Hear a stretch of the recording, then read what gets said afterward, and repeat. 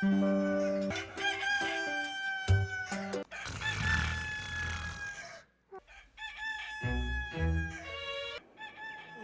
here comes the...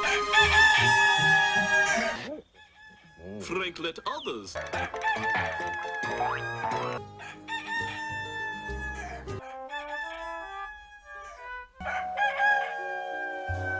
So.